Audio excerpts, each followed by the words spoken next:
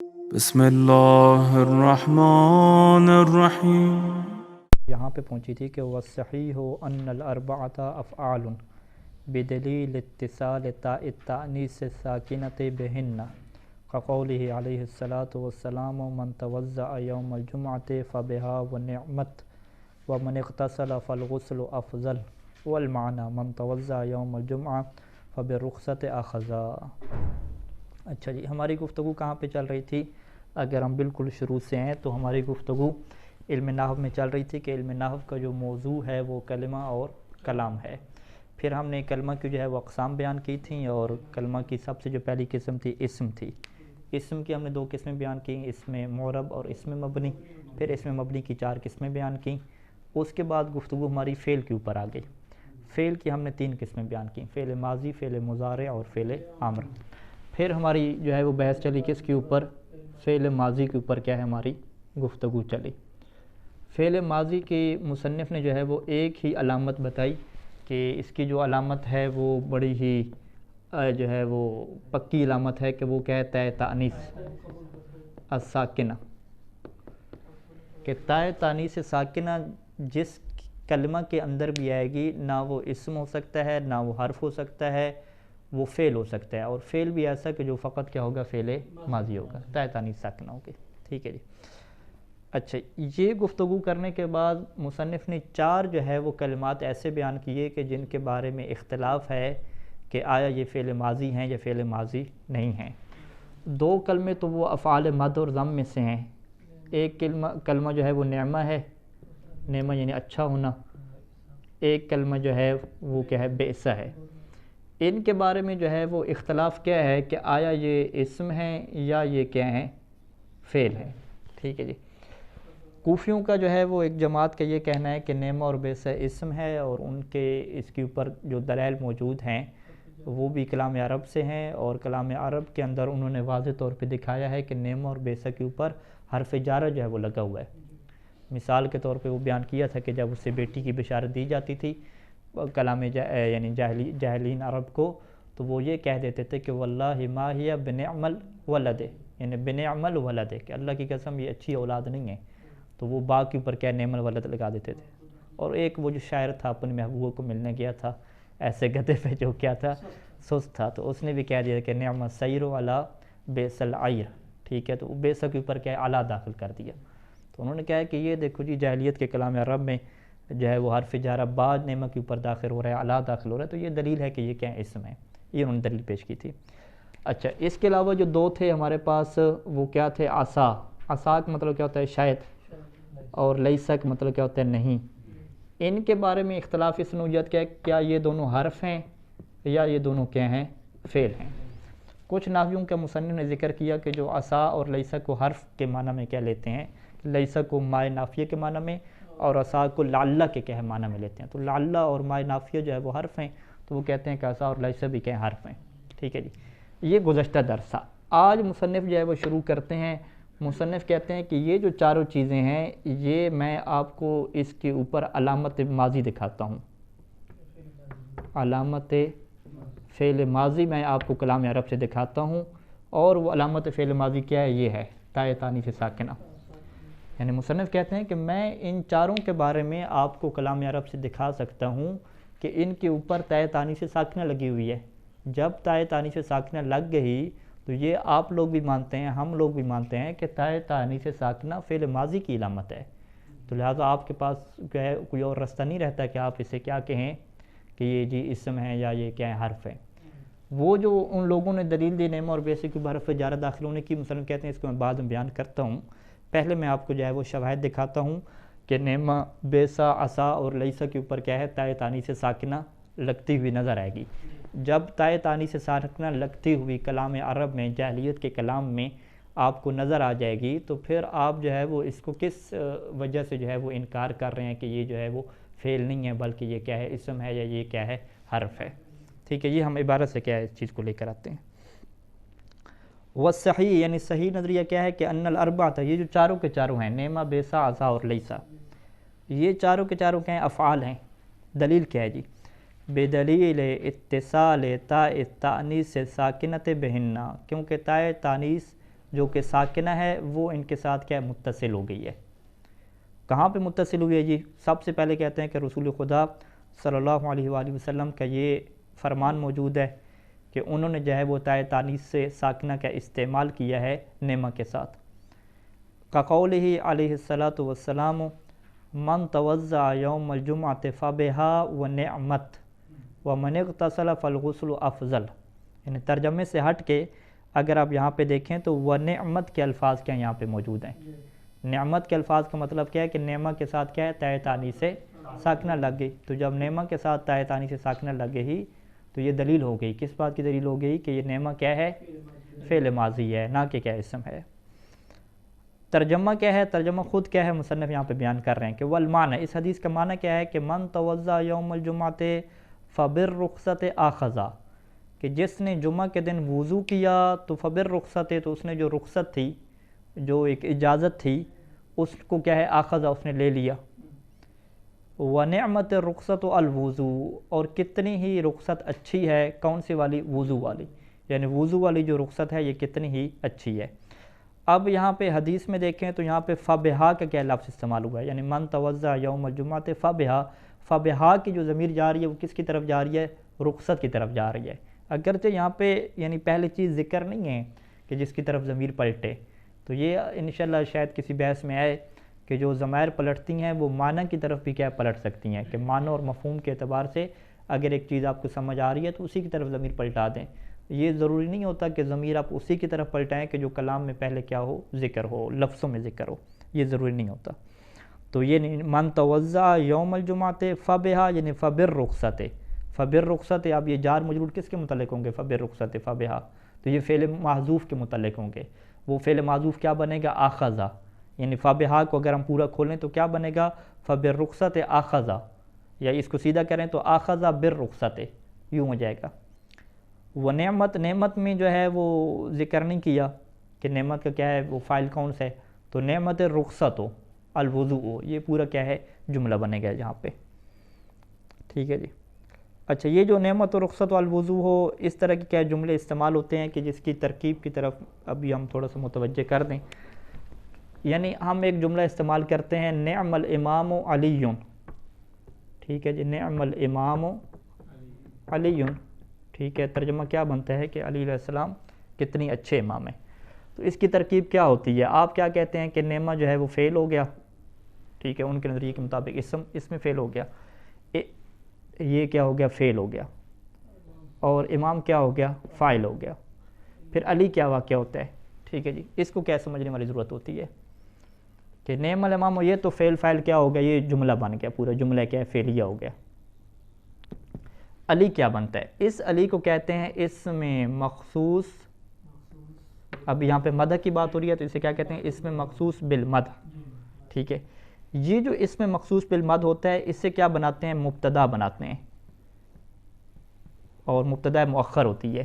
یہ جو پورا جملہ ہوتا ہے اس جملے کو کیا بناتے ہیں؟ خبر مقدم بناتے ہیں. ٹھیک ہے، نعم الامام علی، یعنی ہم کیا کہیں گے کہ علی نعم الامام. سیدھے سیدھا جملہ یہ تھا، علی نعم الامام. علی مبتدا اور نعم الامام جو پورا فعلیہ جملہ ہے وہ اس کی کیا ہے؟ خبر ہے. واضح. اب یہاں پہ روایت میں کیا آیا؟ نعمت الرخصت والوضو. یہاں پر بھی ایسے آپ کہیں گے کہ نعمت الرخصت، اور رخصت کیا ہے؟ نعمت کے لیے فاعل واقع ہو جائے گا، یہ پورا جملہ فعلیہ ہو جائے گا. اور الوضو کیا ہو جائے گا؟ مبتدا مؤخر ہو جائے گا. ٹھیک ہے.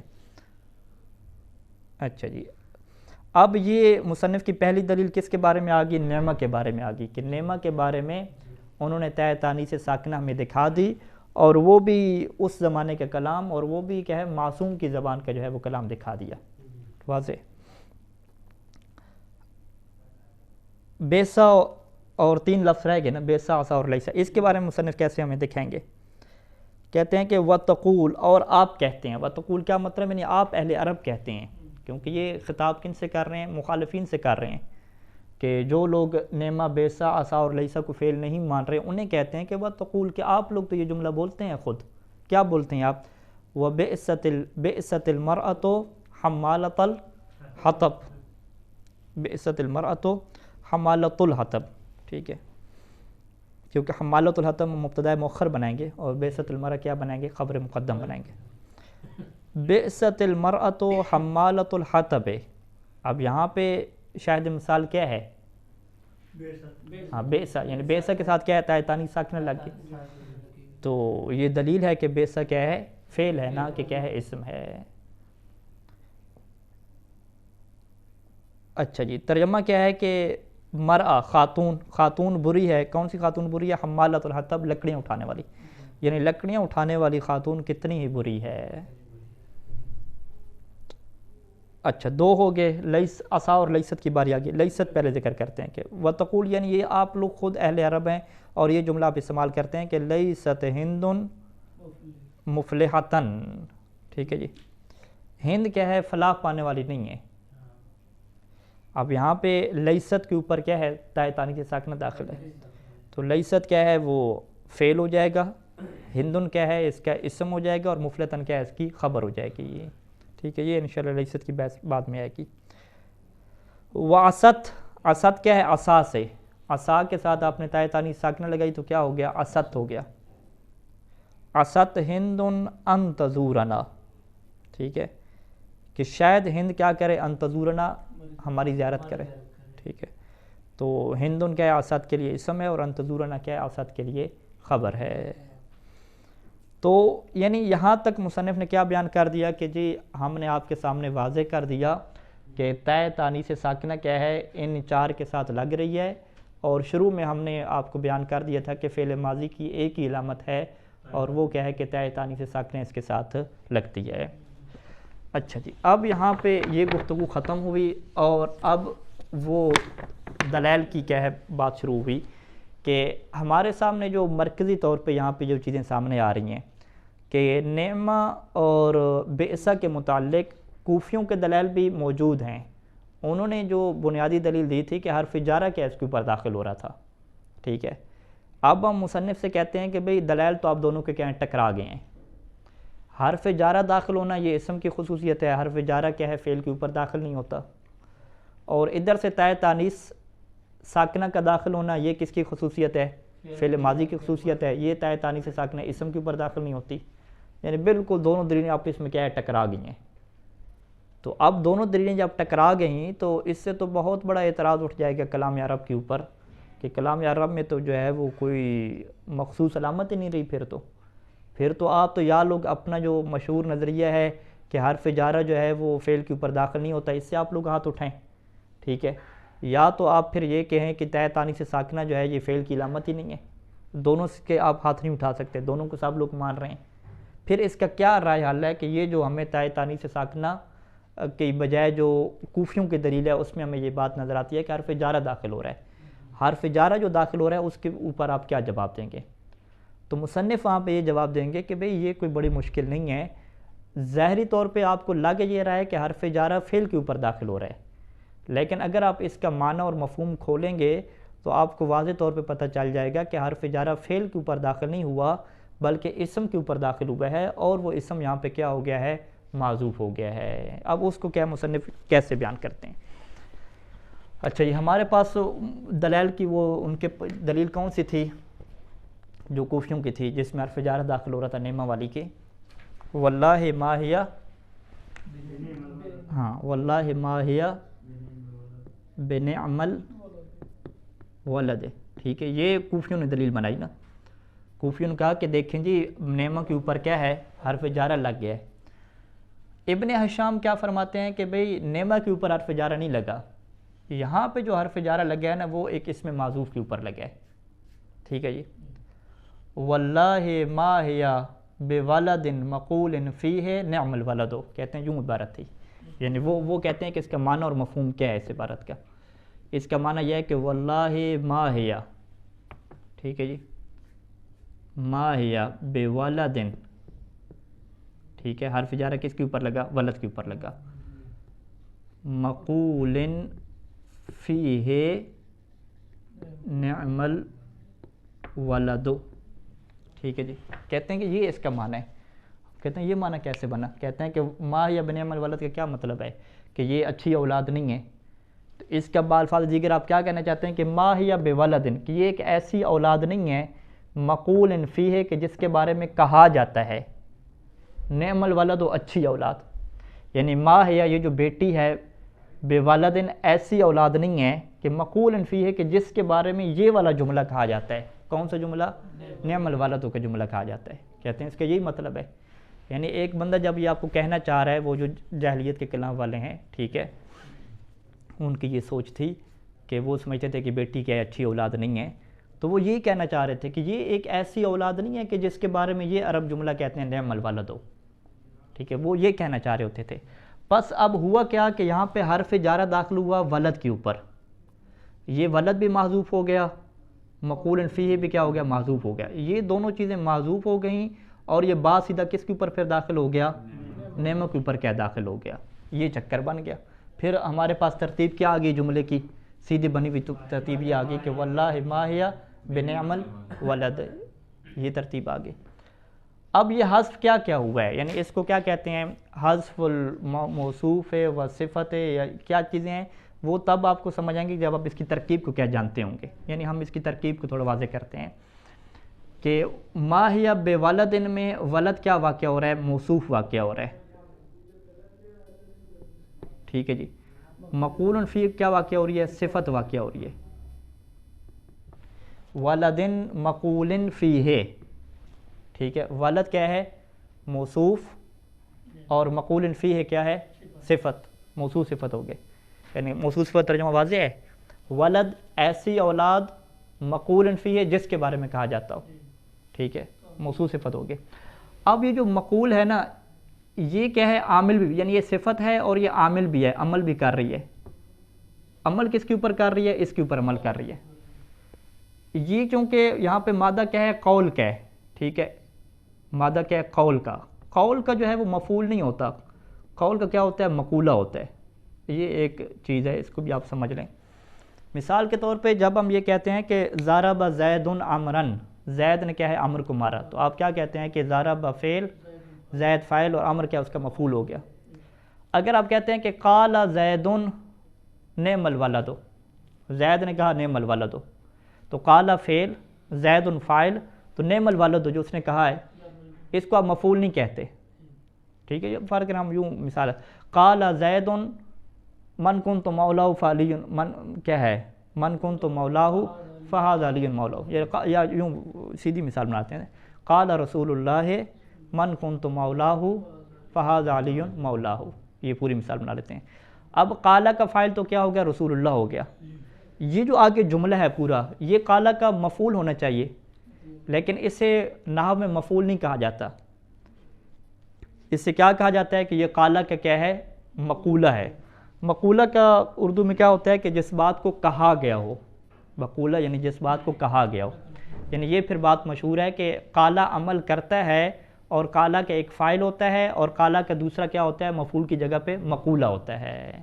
ٹھیک ہے، تو لہذا مقول فی ہے کہا گیا ہے. وہ کیا کہا گیا ہے؟ نعم الولد، نعم الولد کہا گیا ہے. تو لہذا یہ مقول کیا ہے؟ عامل واقعہ ہو رہا ہے. اس عامل ہے تو اس عامل کا کیا ہے؟ کیونکہ یہ مقول کیا ہے؟ مجہول کا صیغہ ہے. مجہول کیا کہتے ہیں اس میں مفعول کا صیغہ ہے، اور اس میں مفعول کیا ہوتا ہے؟ مجہول کی جگہ پہ ہوتا ہے. تو اس کا کیا ہوتا ہے؟ نائب فاعل ہوتا ہے. تو اس کا نائب فاعل کی جگہ پہ ہم کیا کہیں گے؟ مقولہ کہیں گے. ٹھیک ہے، یعنی ہم شارٹ کٹ میں کہیں کہ مقول فی ہے عامل ہے اور نعم الولد کیا ہے؟ معمول ہے، اور اس معمول کا نام کیا ہے؟ مقولہ. ٹھیک ہے، یہ کس کا مقولہ ہے؟ اس مقول کا. یہ جو قول ہے اس کا مقولہ کیا ہے؟ یہ نعم الولد ہے. کیا چیز؟ ان دونوں میں فرق کیا ہوتا ہے؟ مقولہ میں اور مفعول میں کیا مطلب؟ یعنی مفعول کے اوپر فعل واقعہ ہوتا ہے نا، اس کے اوپر کوئی فعل واقعہ تو نہیں ہو رہا نا، کہ خارج میں کوئی بندہ تو نہیں ہے نا جس کے اوپر چیز واقعہ نہ ہو رہی ہو. انہوں نے نام اس کا مقولہ رکھ دیا. اور اس کا جو اعراب ہوتا ہے، اعراب بھی وہی مفعول والی اعراب پورا جملہ ہوتا ہے. یہ پورے جملے کو کہتے ہیں یہ محلاً منصوب ہے، یوں کہہ دیتے ہیں. ٹھیک ہے، اچھا. تو اب ہم کیا کہیں گے اگر ہم اس کو تعبیر کریں کہ بھئی یہاں پہ کیا کیا حذف ہوا؟ ہم کیا کہیں گے کہ یہاں پہ ایک تو موصوف واقعہ ہوا اور صفت کیا ہے؟ یعنی عامل کیا ہے؟ معذوف ہو گیا. یعنی معذوف ہونے میں کیا ہے؟ ایک موصوف ہے، ایک عامل معذوف ہوا، اور جو معمول ہے، معمول کس کا؟ صفت کا. صفت کا جو معمول ہے اب وہ قائم مقام ہو گیا، کھڑا ہو گیا. کس کی جگہ پہ؟ صفت اور موصوف کی جگہ پہ وہ آ کے کیا کھڑا ہو گیا. ٹھیک ہے جی. یعنی بالفاظ دیگر اگر ہم یہ کہیں کہ بھئی ما ہی بنعم الولد جو ہے اس کا معنی اور مفہوم کیا بنتا ہے؟ آپ کہیں گے اس کا معنی اور مفہوم یہ بنتا ہے کہ ما ہی بولد مقول فیہ نعم الولد. اچھا پھر اس میں حذف کیا ہوا؟ آپ کہیں گے کہ اس میں حذف موصوف ہو گیا، صفت ہو گیا، اور صفت کا جو معمول ہے وہ صفت کی جگہ پہ اور موصوف صفت پہ آ کے کیا ہے کھڑا ہو گیا، باقی رہ گیا. یعنی موصوف صفت کو آپ نے حذف کر دیا اور جو صفت کا معمول ہے وہ اس کی جگہ پہ کیا اب بھی باقی ہے ان کی جگہ پہ. تو نتیجہ کیا نکلے گا کہ جب موصوف کو بھی آپ نے حذف کیا، یعنی یہ ولد کو ہم نے حذف کیا، اس کا جو ہے وہ صفت کو حذف کیا، تو یہ جو معمول ہے صفت کا یہ کیا آ جائے گا؟ تو یہ سیدھی با جو حرف جارہ ہے وہ کس کے اوپر داخل ہو جائے گی؟ اسی نعمہ کے اوپر کیا داخل ہو جائے گی. تو یعنی یہ ظاہری طور پہ آپ کو لگ رہا ہے کہ یہ با نعمہ کے اوپر داخل ہوئی ہے، فعل کے اوپر داخل ہوئی ہے، حالانکہ یہ فعل کے اوپر داخل نہیں ہوئی بلکہ یہ کس کے اوپر داخل ہوئی ہے؟ اسم معذوف کے داخل ہوئی ہے. ہاں ایک پورا یعنی موصوف صفت، یعنی آپ جملہ تو سے نہ کہیں، موصوف صفت یعنی مرکب ناقص جیسے ہم کہتے ہیں وہ کیا معذوف ہو گیا یہاں پہ. ٹھیک ہے جی. اچھا اب مصنف سے اگر آپ کہیں گے نا کہ یہ تو آپ نے بڑی لمبی تعویل کی ہے نا، ٹھیک ہے، تو مصنف کہیں گے تعویل نہیں کی، کلام عرب میں ایسا چلتا ہے. پھر وہ آپ کو شعر بھی دکھائیں گے. مثال کے طور پہ وہ شعر کیا کہیں گے کہ ایک شعر ہے اس کا، واللہ ما لیلی، کیا ہے کہ ہاں واللہ ما لیلی بنام صاحبہ، کہ اللہ کی قسم میری رات وہ والی رات نہیں ہے کہ جس رات کا جو بندہ ہے وہ سو جائے. یعنی عام اردو زبان میں کیا کہتے ہیں کہ اب یہ جو میری رات ہے نا کوئی سونے والی رات نہیں ہے. ٹھیک ہے جی. اس شعر کے اندر مصنف ان سے یہ کہتے ہیں کہ بھی نامہ جو ہے یہ کیا چیز ہے آپ ہمیں بتائیں. ٹھیک ہے. وہ کہتے ہیں نامہ فعل ماضی ہے، سو جانا. ٹھیک ہے. نامہ کیا فعل ماضی. وہ کہتے ہیں اچھا نامہ فعل ماضی مانتے ہیں آپ سب لوگ، کسی کو اختلاف تو نہیں ہے نا کہ یہ اسم ہے، لیکن اس شعر کے کلام میں بے نامہ کیا آیا ہے؟ ہاں یعنی بے نامہ آیا ہے. واللہ ما لیلی بنام صاحبہ. ٹھیک ہے. واللہ ما لیلی بنام صاحبہ میں با جو ہے وہ حرف جارہ داخل ہو گیا، کس کے اوپر؟ نامہ کے اوپر داخل ہو گیا. اب کوفیوں سے کہیں گے کہ بھئی آ جاؤ کوفیوں میدان میں، آپ کہہ رہے تھے کہ نعمہ کے اوپر با داخل ہوا تو آپ نے نعمہ کے فعل ہونے کا انکار کر دیا، اسے کیا بنا دیا؟ اسم بنا دیا. ہم آپ سے یہی سوال کرتے ہیں بھی نامہ کے اوپر بھی با داخل ہو گیا ہے، اب اس کو بھی اسم بناؤ. لیکن آپ یہاں پہ اسم نہیں بناتے، آپ وہاں پہ کیا کہتے ہیں؟ آپ کہتے ہیں بھی یہاں پہ جو با داخل ہوا وہ نامہ کے اوپر داخل نہیں ہوا، پھر کس کے اوپر داخل ہوا؟ وہ کہتے ہیں یہ اسم کے اوپر داخل ہوا جو کہ معذوف ہے. ہم کہتے ہیں وہ اسم نکالو، کیسے ہے؟ وہ کہتے ہیں اصل میں یوں تھا، واللہ ما لیلی بلیلن، کہ میری رات بلیلن ایسی رات نہیں ہے کہ مقول فیہ، کہ جس رات کے بارے میں کہا جاتا ہو، کیا کہا جاتا ہو؟ یعنی کیا ہے؟ نامہ صاحبہ. ٹھیک طرح لکھ لیتے ہیں، نامہ صاحبہ. ٹھیک ہے جی. یعنی وہ کیا کہہ رہے ہیں کہ حرف جارہ یہ جو ہے نا، حرف جارہ یہ جو ہے یہ کس کے، یہ جو با ہے یہ کس کے اوپر داخل ہو رہا ہے؟ لیل کے اوپر داخل ہو رہا ہے. لہٰذا انہوں نے کیا کیا یہاں پہ لیل بھی معذوف ہو گئی، مقول فیہ بھی کیا معذوف ہو گیا. اب یہ با کس کے اوپر داخل ہے؟ نامہ کے اوپر داخل ہے. یعنی وہ اس شعر کا کیا ترجمہ کرتے ہیں کہ شاعر یہ کہنا چاہتا ہے کہ میری رات وہ والی رات نہیں ہے کہ جس رات کے بارے میں کہا جاتا ہے کہ اس رات والا بندہ کیسا ہو گیا، اس رات والی کنڈیشن نہیں ہے آج کی. ٹھیک ہے. تو لہٰذا کوفیوں نے یہاں پہ خود مانا کہ یہاں پہ جو بنامہ کے شروع میں جو حرف جار با آیا ہے یہ کس کے اوپر داخل ہوا ہے؟ لیل کے اوپر داخل ہوا ہے، اور لیل یہاں پہ اسم ہے وہ معذوف ہے. تو یہی والی ہم کہتے ہیں کہ یہی والی تعویل آپ یہاں پر بھی کریں. ٹھیک ہے. آپ یہاں پر بھی یہ بات کہیں کہ ما ہی بولد مقول فیہ نعم الولد، آپ یہ والی یہاں پر بھی بات کریں، بالکل برابر برابر کیا بات چلے گی، اور صاف ظاہر ہوگا کہ حرف جارہ فعل کے اوپر داخل نہیں ہو رہا بلکہ اسم کے اوپر داخل ہو گیا جو کہ کیا ہے؟ محذوف ہو گیا ہے. ٹھیک ہے. یہاں تک بات واضح ہے. تو اب اسی بات کو کیا ہم یہاں پہ پڑھ لیتے ہیں عربی میں. وَأَمَّا مَسْتَدَلَّ بِهِ الْكُوفِيُّونَ، وہ چیز کہ جس کے ذریعے سے کوفیوں نے استدلال قائم کیا تھا. کوفیوں نے استدلال کس چیز سے قائم کیا تھا؟ ہاں جی ہاں حرف جارہ. ہاں اگر یہ نعمہ کے اوپر بیسا کے اوپر حرف داخل ہے اس کا مطلب یہ اسم ہے. ٹھیک ہے. انہوں نے کہا تھا کہ حرف جار داخل ہو رہا ہے نعمہ اور بیسا کے اوپر. فَمُؤَوَّلٌ، تو ان کی بات کی کیا کی جائے گی؟ تعویل کی جائے گی. تعویل کیسے کی جائے گی؟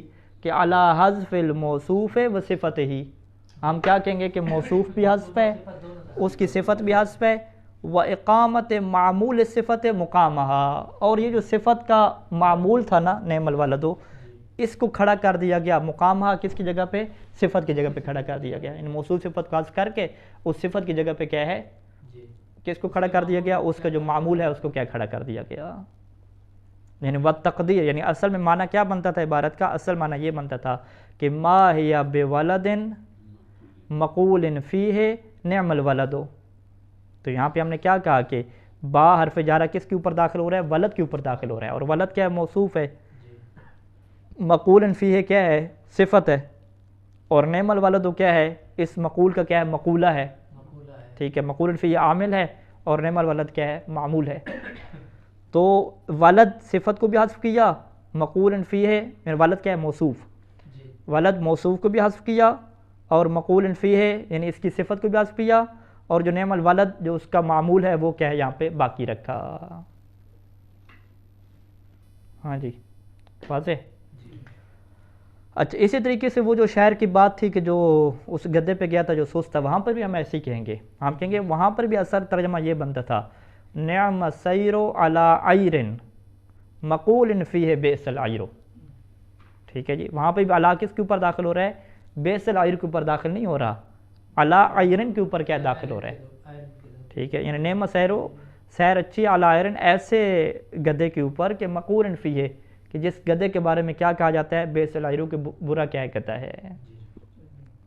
فحرف الجر فی الحقیقہ، پس حقیقت میں دیکھا جائے، یعنی ظاہر کو آپ نہ دیکھیں، آپ حقیقت کو دیکھیں، فحرف الجر فی الحقیقت انما داخل علی اسم محذوف، پس حرف جر حقیقت میں کہاں پہ داخل ہوا ہے؟ اسم محذوف کے اوپر داخل ہوا ہے، فعل کے اوپر داخل نہیں ہوا، کما بینا، جیسا کہ ہم نے آپ کو بیان کر دیا واضح طور پہ، وکما قال الآخر، جیسا کہ دوسرے شاعر نے بھی اسی طرح کا جملہ کہا ہے، اس نے کیا جملہ کہا ہے؟ واللہ ما لیلی بنام صاحبہ، ٹھیک ہے، اس نے یہاں پہ آپ غور کریں تو نامہ کیا ہے؟ فعل ماضی ہے، اس کے اوپر کیا ہے؟ اس نے حرف جارہ داخل کر دیا بنامہ، تو آپ یہاں پہ کیا تعویل کریں گے؟ آپ یہی کہتے ہیں نا کہ اے یعنی آپ یعنی لگا کے کیا کہتے ہیں؟ بلیل مقول فیہ نام صاحبہ، آپ یوں کہہ دیتے ہیں نا کہ حرف جارہ کس کے اوپر آپ داخل کرتے ہیں؟ لیلن کے اوپر داخل کرتے ہیں، کہ یعنی اللہ کی قسم ما لیلی، میری رات نہیں ہے، بلیلن ایسی رات نہیں ہے، یعنی میری رات ایسی رات نہیں ہے کہ مقول فیہ جس کے بارے میں کہا جاتا ہو نام صاحبہ، کہ اس رات والا سو گیا، ٹھیک ہے، تو یہاں پہ بھی لیل کیا ہے؟ موصوف ہے، مقول فیہ کیا ہے؟ صفت ہے، نام صاحبہ کیا ہے؟ اس صفت کا کیا ہے؟ معمول ہے، تو یہاں پہ لیلن موصوف بھی حذف ہو گیا، مقول فیہ اس کی صفت بھی حذف ہو گئی، اور جو صفت کا معمول ہے وہ اس کی جگہ پہ کیا ہے؟ قائم ہو گیا۔